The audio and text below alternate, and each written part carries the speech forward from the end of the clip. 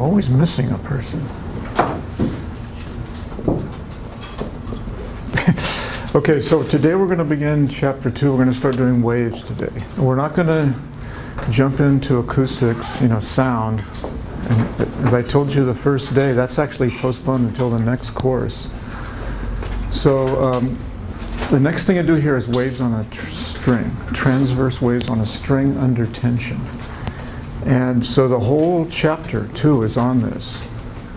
And it's very useful because it's a nice physical system. You can see what's going on. So it's a standard thing to do, to consider waves on a string in some depth before you do acoustics. It's a good idea. If you have the luxury, which we do. We're fortunate, right? The last chapter was just on single oscillator, right? Now we essentially have an infinite number of oscillators. You can think of we have a continuum, and we're going to look at oscillations of the continuum. Those are called waves. And as I said, this is sort of the prototype wave system. It's really the simplest physical wave system. Mathematically, there are simpler waves out there, but you don't want to get into them. They're like they only travel in one direction. They're not as physical as waves on a string. So this really, I think most people regard this as the simplest wave system.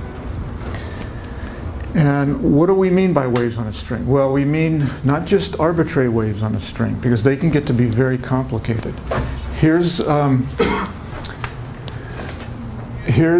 I should have put this, there's space for it here too, look at that. I should have put the string in equilibrium. Here it is, it's not moving.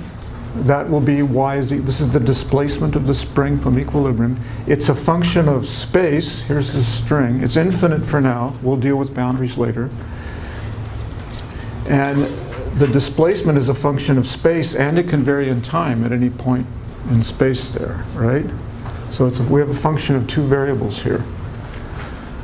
We'll characterize the spring. It'll have we want to do a uniform spring.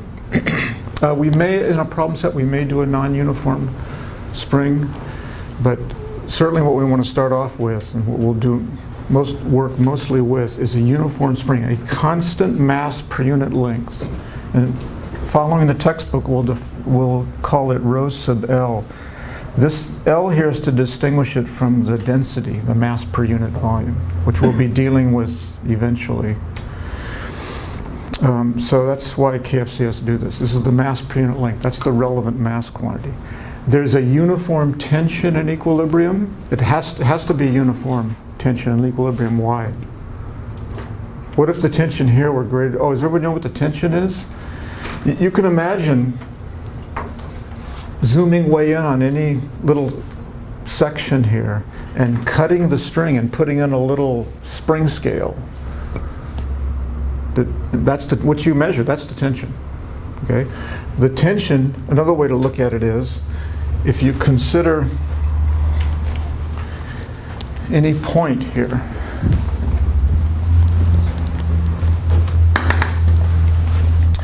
this part of the spring is exerting a force on this part of the spring. That force is the tension. So this exerts a force on this. Okay. This exerts an equal and opposite force on this side. That's again the tension. That's what we think. That's the meaning of the tension here. And in equilibrium, the tension has to be the same. Why? What if the tension here were different than the tension here? It wouldn't be uniform. It wouldn't be uniform. That's true. But what's the problem? It would be equilibrium. Yeah. That mass element. If the tension, if you consider a little mass element here, and there's a tension here and a tension there, right? Due to the rest of the string here. If they don't balance, this thing would not be, it would be moving, it would be accelerating. So the tension has to be uniform in equilibrium. We're going to call the tension T, capital T. Don't confuse that with period, with a period. I don't think that's going to be a problem. Okay, so anyway, I'm sorry, I forgot this. Many of the wave properties of the string will carry over to other wave systems, but not all wave systems. Waves on the ocean, different. So we'll talk about this. Waves on a bar, flexural waves on a bar, different. And we will investigate specifically a bar as an example of a wave system that's not the standard wave system. But the string is sort of the standard wave system, and so is acoustics, as we will see eventually. Okay, so we have to do, any questions so far? Do you have any questions? So we've got to come up with to describe waves mathematically, you need what's called a wave equation. So it's the equation of motion for waves on a string. That's what we need to derive. That's what we're going to do right now. So to do this, we zoom way in. This is a small element, a small length of this string here. And technically, even though I don't think it's stated in the notes here, technically, we're going to take the limit of this as it shrinks to 0. That's why we put the differential there. That's what that signifies. So this is a very small element, and for a rigorous mathematical treatment, we're actually going to let that shrink to 0. So here it is. What are the forces on the, oh, we're not worried about gravity here. Okay? We're assuming that's dominated by this tension, which is typically the case. What are the forces on this little element of string? Well, there's this half-infinite piece of the string over here. It's exerting a force in this way due to its tension on the string. And similarly over here, this half-infinite section of the string exerts a tension force here. Okay, now we're being general right here. There'll be some, you'll notice there'll be some angle here depending upon what the slope is right here. And similarly over here. Now there's one important thing here that I want to emphasize. And we're going to do, as you'll see, we need to make a small amplitude approximation. If you don't, strings get very complicated. But when we make a small amplitude transformation assumption, and another assumption to become quite simple and standard. And that is that it's uniform and it's perfectly flexible. What do I mean by perfectly flexible? What do you think? Does that mean it'll flex into like a sinusoid? Hmm? Does that mean it'll flex into a sinusoid? Well, perfectly flexible means, this is actually kind of hard to describe. If the string is not under tension, how much effort does it take me to bend it? None. None. It's perfectly flexible. How about this? Do I have to exert what's engineers call a bending moment? Oh yeah, I can feel it, right? So this has a bending stiffness. Ideal strings do not. It takes nothing. I have to be a little careful about this because once they're under tension, you're going to find that it takes some effort. But this is separate from the tension force. Okay, and I guess the best way to view it is think of the string under no tension, like this rod right here. Here it takes no effort to bend it. There's no bending stiffness, but here there is a bending stiffness. We're going to deal with this later in this course, the bending stiffness. So that's what we mean by a perfectly flexible string. All I have to worry about is the tension force here. I don't have to worry about any internal forces that arise when I try to bend this.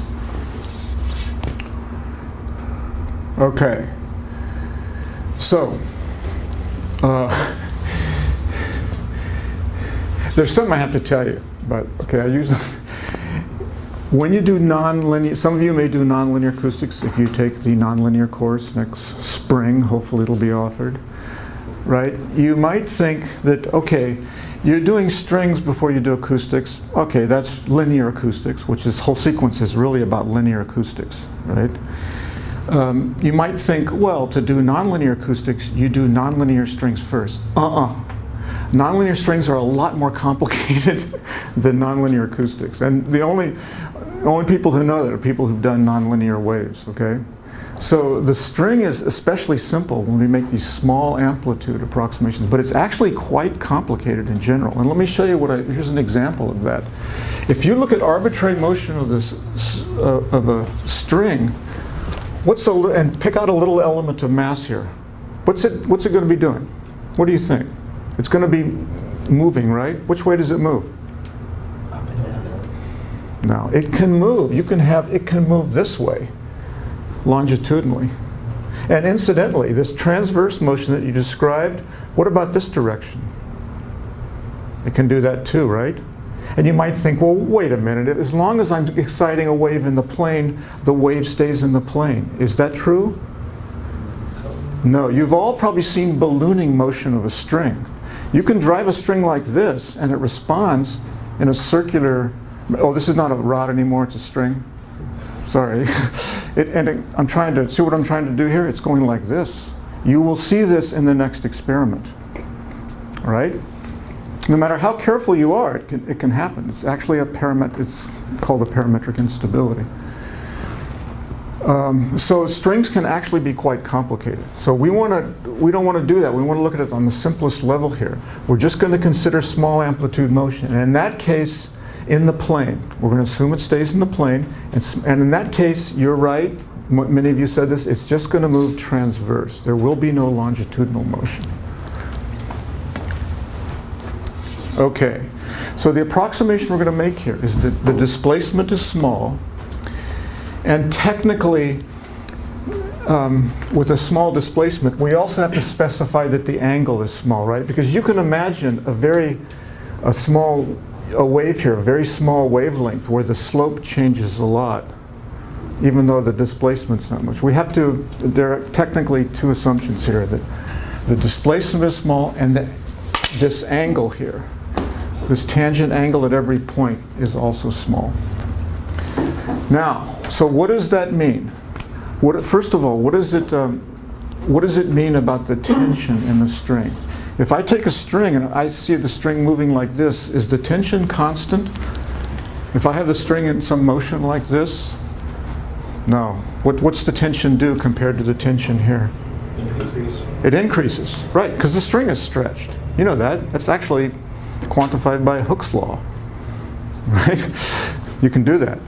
So, but as we consider small displacements, the tension will be a constant. That's a very important approximation here. Without that, we run into all kinds of complications, and they all come under one word: nonlinear. It would be a nonlinear system. For a linear string, we have small displacements and angular displacements, and the tension's going to be constant. Okay, so now we can proceed. So I've got these, I look at the forces here.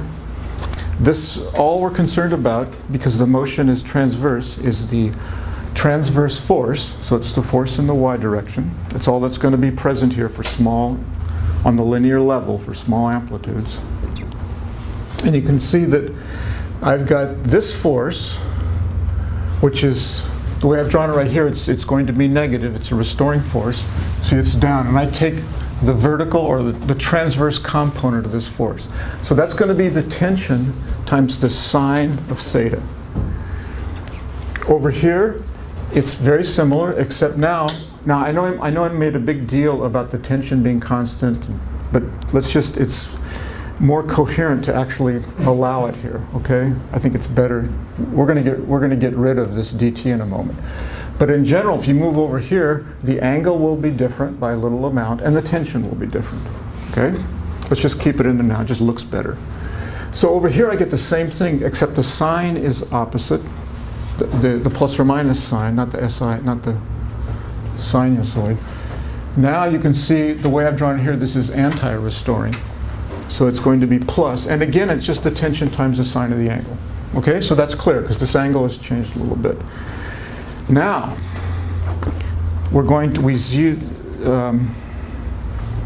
this is actually, this is absolutely true.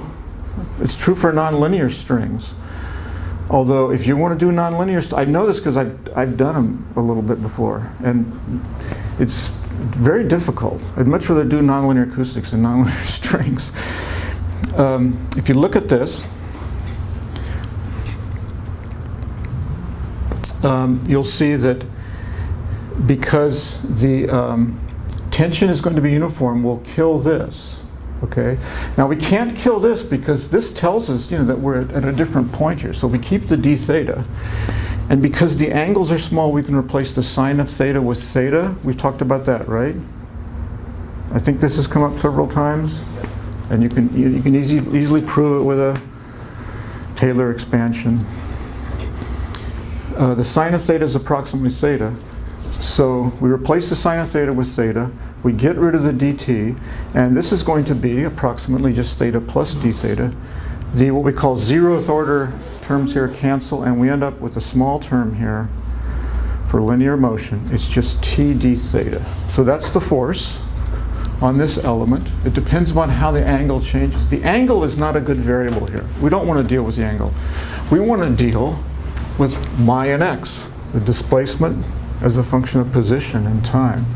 So how do we get rid of that angle? Well, you can see this is the angle is the tangent to the slope here. Or let's look at this one, it's a little easier to see. This angle right here is the tangent to the slope. And in terms of the function y of x here, it's the slope, it's dy dx. So the tangent of theta is dy dx. So we can write that.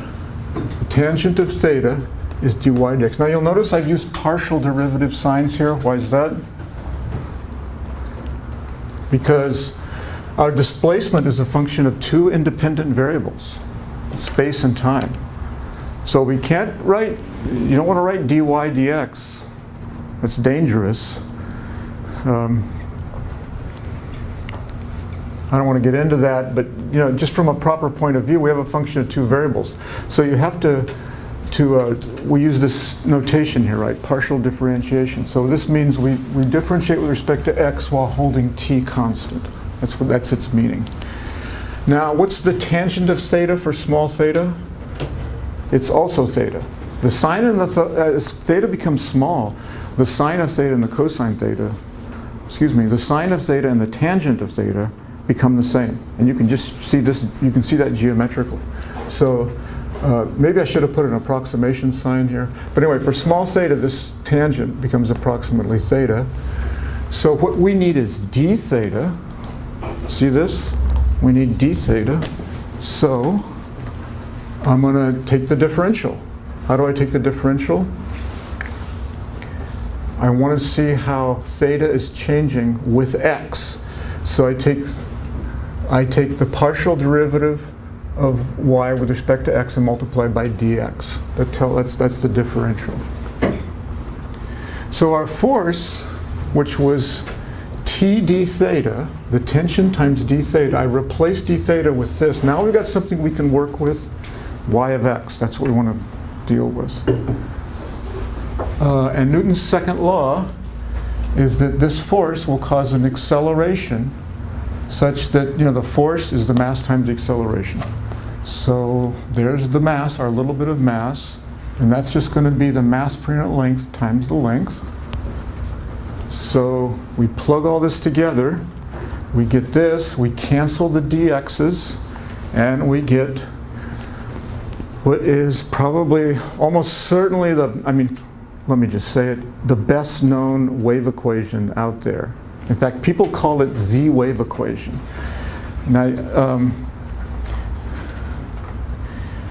it's better to call it the standard wave equation. It's the most prevalent wave equation, but it does not describe all waves. Okay, like I said, ocean waves, forget it. Flexural waves on a rod, forget it. This equation doesn't apply there. We'll see that explicitly for a bar. But it is the most prevalent one, and so people usually call this the wave equation. What they really mean is the standard wave equation. It has no dissipation. We can put that in later, okay? Or drive, how we handle the drive, we can deal with that later. Now, something's happened here that's interesting. It's actually very important. Remember the parameters of our system? We have a tension and a density, right? Does the wave equation depend directly upon these? No, it just depends upon their ratio. Does that sound familiar? We saw the same thing with an oscillator, similar thing with an oscillator. We have a stiffness and a mass, a spring constant and a mass. Separately, all that's important is the ratio of those two. So that's an important, you want to appreciate that because the system is simpler. All we have to worry about is just one parameter here instead of two. And as I might have told you, one area in which that becomes important is computer simulations. You've got some wave system, you want to do simulations, you're exploring the behavior. You'd much rather go in there and change one parameter than have to change two. Anybody done this? You guys have done some computer simulations, right, in MATLAB course? Yeah, yeah? So going back a little bit, so why did you say that t is constant enough that dt can be approximately d0, but then for some reason you count d theta again? The tension, as long as the tension is going to change in a string because it's stretched, but for small amplitude motion, it stretches negligibly. Actually, I know what you're getting at. It seems like you arbitrarily just choose one infinitesimal amount. Okay. I actually thought about this when I was looking these notes over. So here was my response to myself when I was looking over these notes. It's really a higher order. I think the correct way to say, the proper way is that the dt here is a higher order effect than d theta. So If you take the Taylor expansion of the sine theta plus d theta, you're going to end up getting side product terms like dt and d theta, so you kept the highest order terms. yeah, let's see now, but however, oh,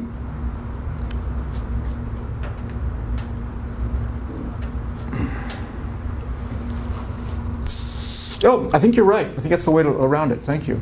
Okay, so this is a small quantity, right? This is a small quantity. So let's write this out. And let's expand. Let's go ahead and write this. Let's see if this is going to work. Okay, now there are higher order terms. There's a cubic term. I've neglected that, right? There are higher order terms when you expand the sign, but we just need to keep the first order here. So we get the t theta, this is the 0th order, and then we get theta dt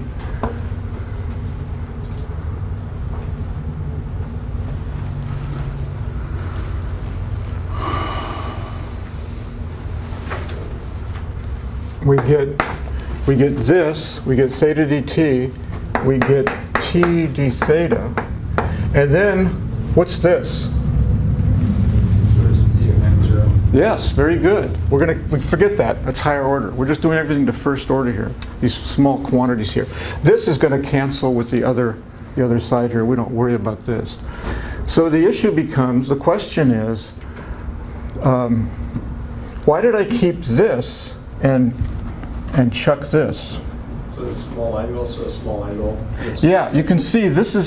Remember, theta itself is small, right? So this really is a very small because it's a product of two small quantities. The tension is not relatively small, right? It's not but that's the way out. Thanks, Alex. That's the way out of this. This is going to be much smaller here because it's a product of two small quantities. So that's why we get rid of this.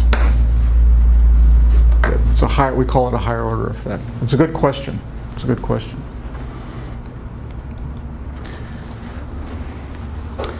Okay, so you'll notice here, all that's important is the ratio of the tension, and we define the quantity C. We will physically interpret this later. Some of you already know what it is, or you can guess, but we'll interpret it later. Let's just right now define this quantity C to be the square root of the tension over the density. And the density here, the relevant density again, is the mass per unit length. That's why we got that L there. So the main use of this equation is it's a standard wave equation that occurs for many systems, but not all. And it's easier to derive here than it is in most other systems. And it's easy to see and imagine and do demonstrations and experiments. So that's its main use. But there are people who get really serious about strings and musical acoustics, for example, right? So that's a whole field. I probably told you this first day, but I can't remember. That's a whole field of acoustics. And incidentally, I remember reading an article or glancing at an article many years ago. Piano strings, you can't neglect the bending stiffness. They're not perfectly flexible.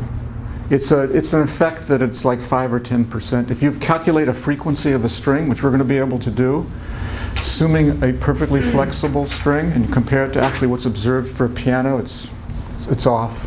I think it was like 5 or 10% because of that bending stiffness. Frequency is going to be a little greater.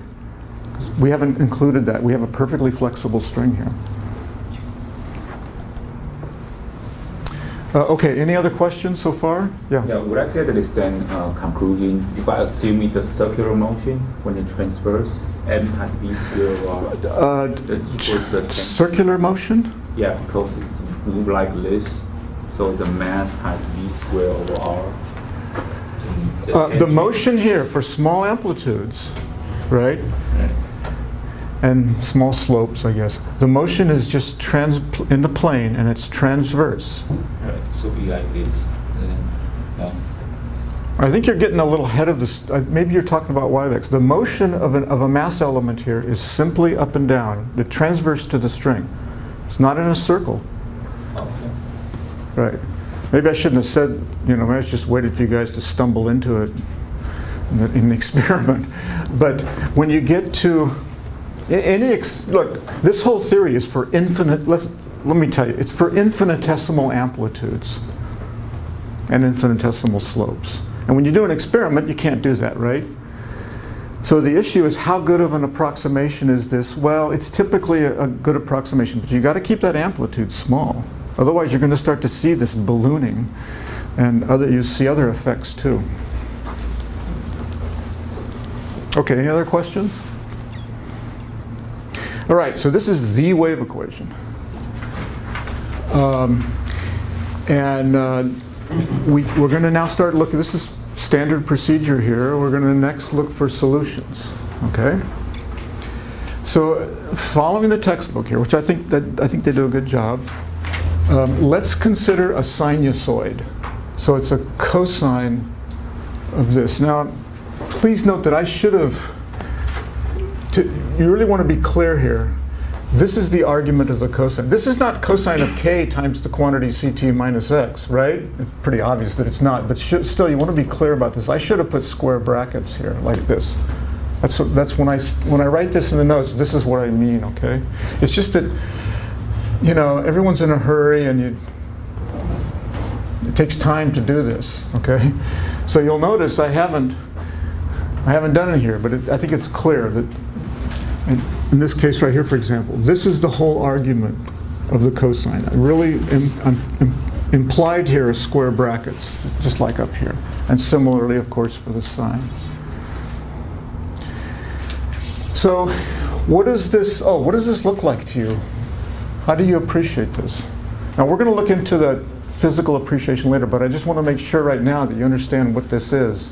It's a function of x and t. It's a particular function of x and t, isn't it? It's a cosine, and we got this combination here. The way you can appreciate it is with a snapshot. What if you take a snapshot of this? What does it look like? A snapshot means a picture at a definite time. Let's say time t is equal to 0. Well, I said t is equal to 0, and I just get a cosine wave, right? And the cosine of minus, the cosine of minus a number is cosine of plus the number. So what it's going to look like at t is equal to 0. So this is what we call, people actually use this word just to emphasize, because there's different views on a wave, on a string, right? I can be standing here and watching, at some point, watching the wave travel by me. Then I see it as a function of time. Or I can take a snapshot. So we have these different ways of looking at a wave. At t is equal to 0, what does it look like? Well, it's just going to be a cosine wave, right? Like this. That's what it looks like at time t is equal to 0. Now we'll look at later times. We're going to be looking at that. But for right now, I just want you to understand what this means. We have this function of two variables here, and we can appreciate it one way to appreciate it is to look at it at a definite time. You'll notice this quantity k here. We will physically interpret this later. We have to have it there for dimensional reasons. Because what's the cosine of 1 meter? Or wait, what's the cosine of 2 meters? 2 pi meters.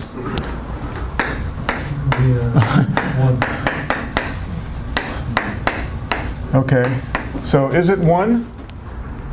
Okay, well, it had better be the same as the cosine of 200 pi centimeters. What's this? Is it 1? Because it's a multiple. Okay, that's not a good example. Sorry. Okay, I need some help here. Maybe we have to not do the 2 pi thing, huh? Okay, what's the cosine of 1 meter? You would think it's the cosine of 1 radian, which has a value. Can somebody punch that in? Can somebody punch in the cosine of 1 radian? This is all in radians, right? Let's do radians. So I don't know, what's it?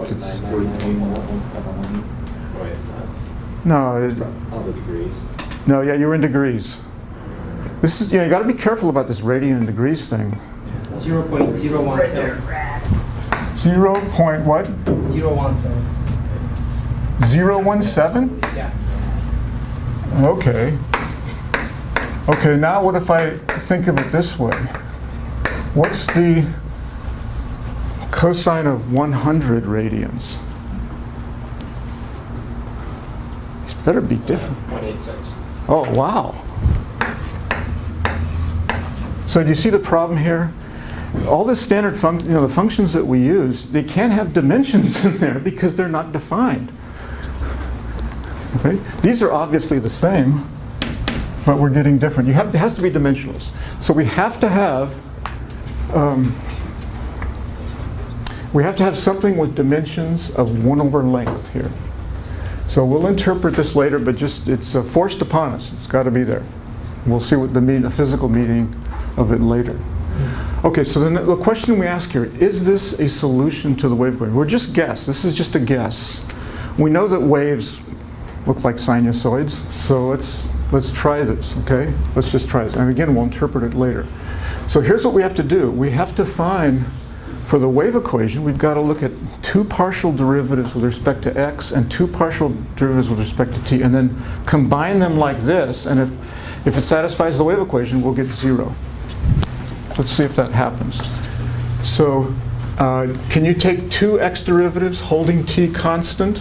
Everybody can do that now because we've done this a lot with oscillations, right? I'm going to get the cosine back and there'll be a minus sign. And by the chain rule, I will bring out a minus k quantity squared. So this is two space derivatives, partial derivative with respect to x. I need to do 2 partial time derivatives. That's similar. I'm going to get the cosine back with a minus sign, and then by the chain rule I'm also going to get a c squared. So I get this. Okay, there's the minus sign, there's the c squared. And now let's form the wave, the left side of the wave equation. And you see what happens here? I've got this 1 over c squared here, and you can see it, right? It works. So this is a solution. What about the sign of k, of the same quantity? Do you think that's going to be a solution? Yeah, it's got to be. And the best way of looking at this, and I should have written this down, is let's imagine going back to this ct minus x,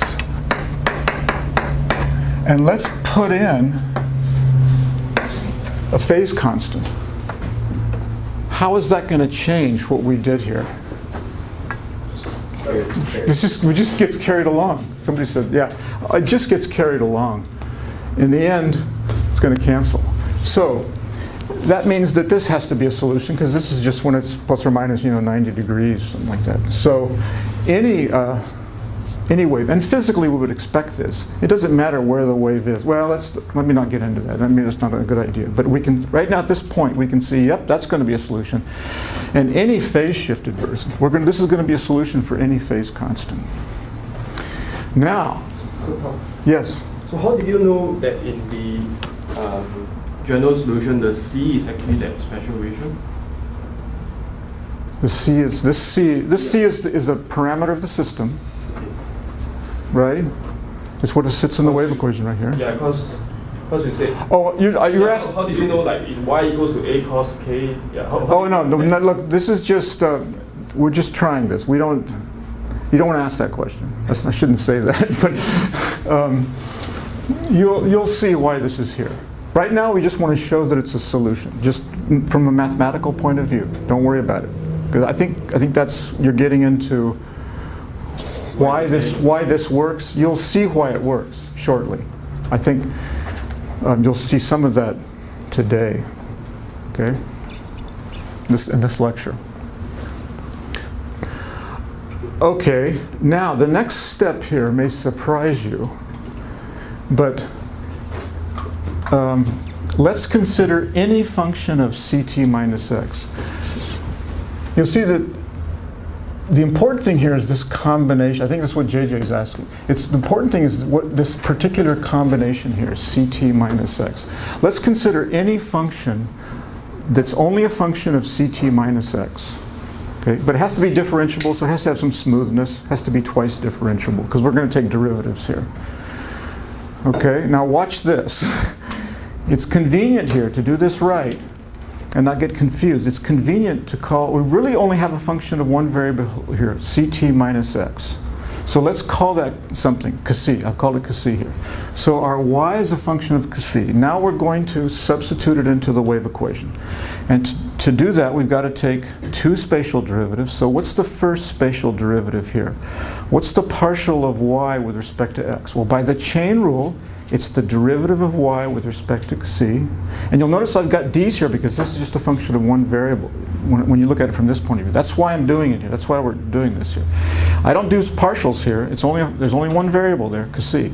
Then by the chain rule, I have to take now the partial of c with respect to x, because c is a function itself of the two variables. So this is just the chain rule. Okay? And when I take the partial of c with respect to x, you can see that I get a minus sign comes out because it's right there. Okay? What happens if I differentiate it again? Well, now I'm going to get two derivatives. I'm going to differentiate this with respect to c. And then I got the chain rule. Another minus 1 will come out, and it'll cancel that minus 1. So two partial derivatives of respect to x on y is going to be two derivatives of y with respect to the single variable c. What about the time here? Okay. Well, it's the same thing, the same idea. By the chain rule, I have to differentiate with y with respect to its variable, and then differentiate that variable with respect to t.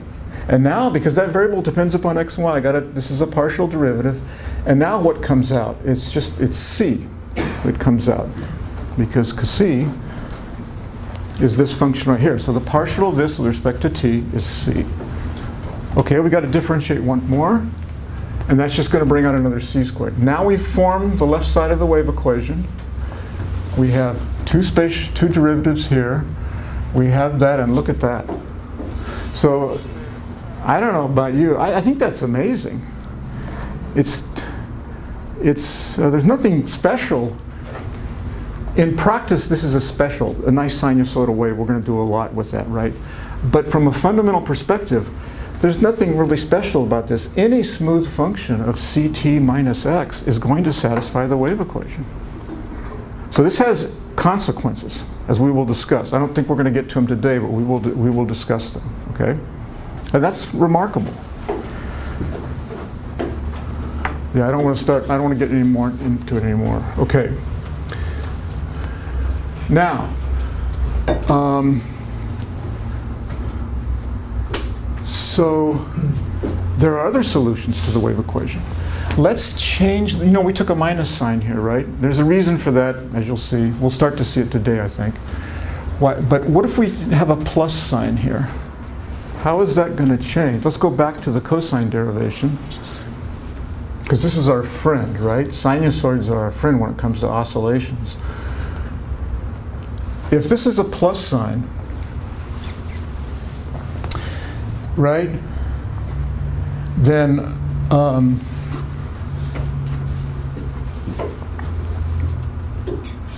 how does things change if this is a plus sign? Positive. After two derivations, you take out Derivatives? derivatives. Right. So it is true, and I guess we didn't, I didn't write that out. Okay, so let's go back here. The first derivative is going to bring out a, the cosine is going to become minus the sine. Oh. Is there a mistake here? Oh, this is the second derivative. Okay. Sorry. So the first derivative here is going to change the cosine to a minus sine. And then by the chain rule, I have to get a minus sign out here because of that x. But because we ultimately deal with two derivatives, that sign is going to go away. When I differentiate this, I'm going to get a minus 1. Due to that minus sign, I'm going to get minus 1 squared because there's two derivatives. So it's gone. So we have equal solution of equal importance is change that to a plus, okay? And what about sine of, is the phase going to matter? No, for the same reason, we can do the same thing here. So this is also equally our solutions here. And in fact, here's something we can do, because I wrote it out, okay? I want you to imagine now, in general, just a function of coset where we change that sign there. We make that a plus. What's going to happen when I go through here? Well, that's not going to be there, right? And then what happens when I take another derivative? Well, it's not going to be there again. We're still going to get this. So this relationship right here does not depend upon that sign. It can be plus or minus. And similarly with the time derivatives. So we've got equally valid solution to the wave equation when we plus the sign. When we change the sign, we'll physically interpret that tomorrow, okay? Or maybe a little bit today. I have to wait and see what happens here. All right, so now it can be shown, we're not going to prove it rigorously, but as we go on and physically interpret this, you'll see that this is reasonable. It turns out that a form of the general solution for waves on a string is you just add the two possibilities here. Now that's a big statement. This is what we're saying. I tried to emphasize this when we did oscillators. You know, when do you know you have a general solution? What's the importance of a general solution? Well, remember, the importance of a general solution is any motion. In this case, any motion of the string can be described as a function of ct minus x plus, in general, a different function of ct plus x. So in other words, another way to say it is, given initial conditions, by initial conditions, we mean the displacement. So these are initial conditions. This is similar to an oscillator.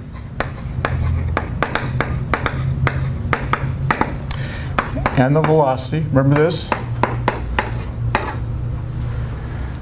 So if we know the initial displacement of the string for all space and the initial velocity, it's very reasonable, and it can be proved that that's going to lead to a unique motion. The system will evolve in a unique way. And you will be able to uniquely find these functions y1 and y2, because this is the general solution. It covers any motion. All possible motions are going to be covered by all possible initial conditions.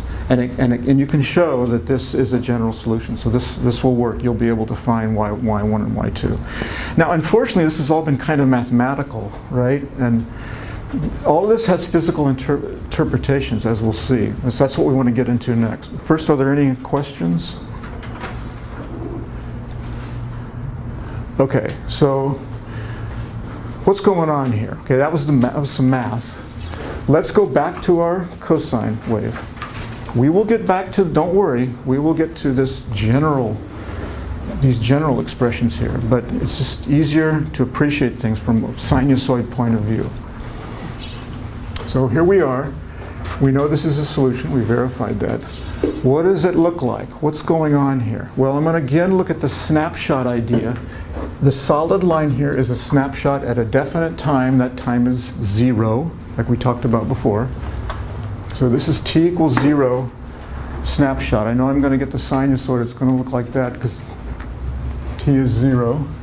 And the negative sign doesn't make any difference. And now let's ask what happens a short time later. So a short time later means we increment t. Let's call it epsilon. We increment by t by a small amount. And this is technically what we mean by small amount. In other words, kc epsilon is small compared to 1. That's what we mean by small amount here.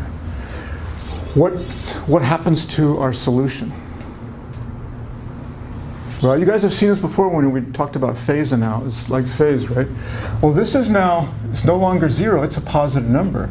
So what has happened to this crest right here? This crest right here is now going to occur. You have to move to the right a little bit. Remember, this is no longer 0. So to make this thing 0, to get the crest, this being 0 describes the crest. You now have to move a little bit to the right. So that's what we have here. The dashed line is some small time later. And this applies not just to the crest, but of course the troughs, equally to the cross, or the 0 crossings here, or any point of the wave. It's all moved over by the same amount. So as time goes on, if we now double epsilon, if we now consider 2 epsilon, what's going to happen? It's going to be moved twice the amount that this one's moved. And it just moves. I want to point something out to you that's interesting and does not occur in all wave systems. It's like it's just rigidly moved. You imagine this to be some kind of wire. The wave is just rigidly moving. They all move the same amount. I also need to point something out here. What's moving? Is the mass moving in the x direction? No, remember, the mass is it's all transverse motion. What's moving here is the disturbance, and we call that a wave. The wave is moving. So this right here corresponds to a right traveling wave. And I don't say it here, but it seems appropriate. What if we change this to a plus? Now what happens? I mean, you can guess the answer without thinking. It's going to be a left traveling wave, right? So again, we start with 0, and we're going to get the same thing, the solid line here. Then, if we increment time a little bit, now to follow that peak, the crest, I've got to have x be a negative number because I have a plus here to make this 0 to describe the crest. So that'll be a left traveling wave. What's the speed of the wave? It's moving, it's going to have some speed, okay, some velocity. Let's look at this. Doesn't matter whether it's a plus or minus. Let's just look at the minus here. Well, after some time t, we can get rid of the epsilon or we can keep it. It doesn't matter. It's clear here that after some time t, the crest is moved by a distance x equals c delta t. So the crest has moved, and this argument applies to the troughs and the 0 crossings and any other point, like I said before. So we take the delta x, which is just c delta t, the amount that it's shifted, divided by delta t, which is just t here, and we get c. So that's the meaning of c, as some of you probably knew. In the wave equation here, this c is the speed of waves. And I want to point something out here that's easy to miss, but it's absolutely critical for people who deal with a lot of different kinds of waves, which physical acousticians do. Okay, the physical acousticians. Remember, I might have told you that's sort of the physics of acoustics, more fundamental, and I do that. They end up doing all kinds of waves, not often what you wouldn't consider to be acoustics. They'll be doing them. Okay. So it's important to appreciate here, and we'll see this later in the course, is that this C here how does it depend upon K? Well, it obviously doesn't, right? The K is just there for dimensional reasons. So we'll see that this is connected, and you know this is coming. K is connected to the wavelength, which is this distance right here. We'll talk about this tomorrow, I'm sure. Here's the wavelengths, or you can do it from here, or you can do it there. It's all the same. K is connected to the wavelength. And what we're seeing here is an important feature of a property of the wave equation, is that the speed of a wave does not depend upon its wavelength. Is that true in the ocean? Yeah, what happens in the ocean? And a lot of students here don't know this, even though it's been known for thousands, and people have known about it for thousands of years. Longer the wavelength, the faster. That's right. It turns out the long wavelength tsunamis, which are typically long wavelengths, they travel fast. That's part of the problem of tsunamis, okay, of a warning system. So ancient mariners knew this. They knew that if there was a swell, a big swell, long wavelengths, and it was coming from some direction, and the wind was also coming from that direction, they were going to be hit by a storm. That was the precursor. That was this longer wavelengths traveling faster, telling them that a storm is coming their way. So they learned this undoubtedly the hard way. But you know, that's the way you don't forget things. And you know, this has been known for, I'm sure, thousands of years. So here, we don't have that. That's an added feature to waves. We don't have that here. All waves travel at the same speed. Now I'm getting a little ahead of the story, but you know, but you can, I'll say this again, but it's a very important feature, and it's a simplifying feature. And these flexural waves on a bar, the speed depends upon the wavelength. In general, that's the case. It's only this special case of the wave equation where it doesn't depend upon that. So one final,